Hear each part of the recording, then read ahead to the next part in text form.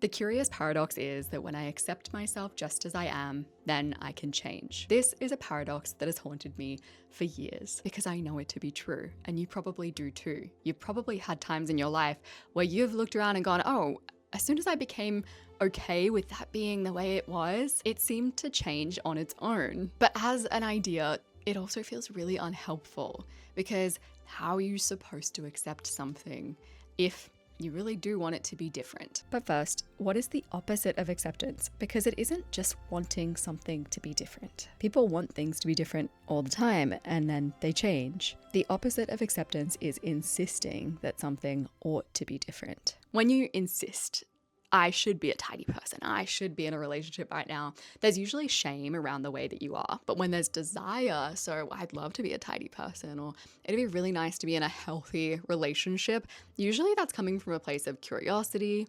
interest. You look at that quote, the curious paradox is that when I accept myself just as I am, then I can change. It doesn't actually mean that you need to step back and be like, okay, well, I am the way I am, whatever.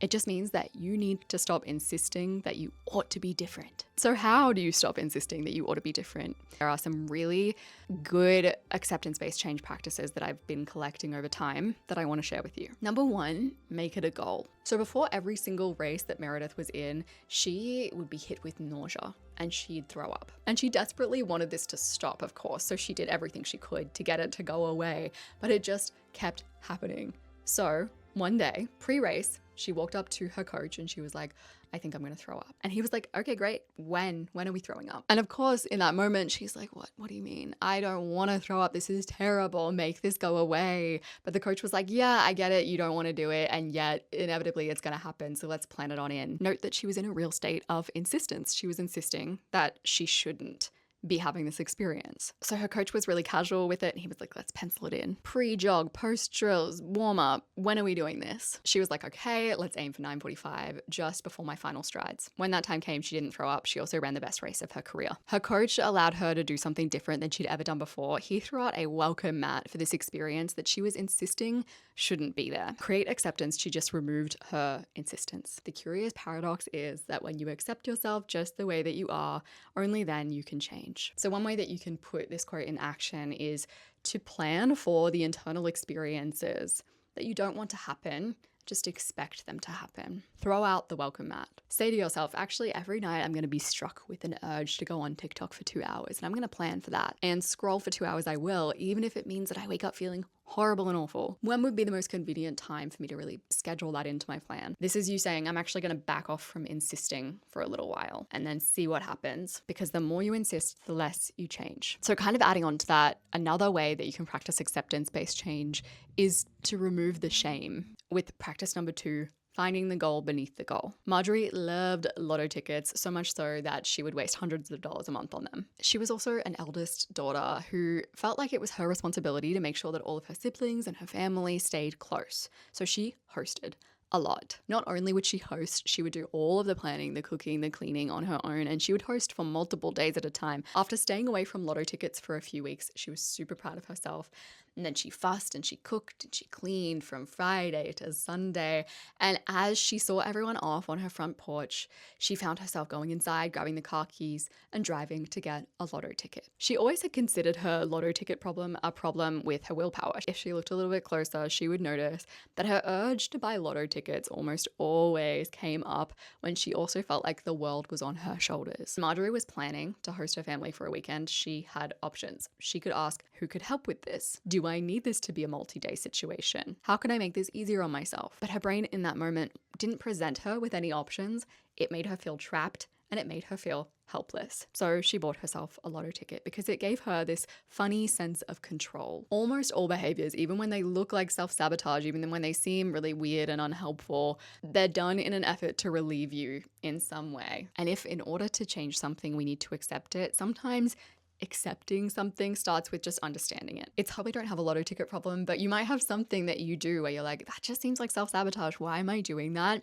And if that's you and you want to seek to understand more, I created a video all about how to do that. I'm going to have that linked down below in the description or in the show notes if you're on Spotify. Notice what's happening instead of judging what's happening. There's this old YouTube video and it's titled, How to Get Rid of a Headache or Migraine in 2 Minutes or Less. And there's this guy. He's sitting there and he just asks these questions over and over. Where is your headache? What color is it? What shape is it? And the comment section is full of comments like, this removed 80% of the pain. Can't believe this worked. I had a headache. It's now gone. I've been using this for 7 years and nothing else gets rid of my migraines. And in part, that's because when they were sitting there answering those questions in their mind, they were responding to their headache with acceptance, not insistence. I think insistence often starts from a place of pain. You're in a place of pain around something that isn't the way you want it to be. And you can experience that pain, and then a part of you starts insisting that things should be different, that pain shouldn't be there. When you have this sense of, I should have a life partner by now, I should be a more developed artist by now, I should have more Etsy purchases by now. When you sit there and you insist on yourself like that, it's kind of like sitting there and insisting that a headache shouldn't be there. And we know from a lot of pain psychology that insisting that pain doesn't exist just perpetuates pain. One way to disengage from the insistence loop is to treat it almost like you're experiencing some kind of pain. When you feel pain around things being the way that they are, you can look at that pain and go, okay, where is that in my body? And does that have a color? And that's more about breaking that insistence loop that can be kind of automatic. Number 3, the if I felt this way forever exercise. If you've been listening to this and you've been thinking, oh, I really have been insisting that, for example, I should be more confrontational. I should have more patience. I should be happier. I should be more productive. I want to ask you a quick question. So when you really think about the thing that's bringing you pain, so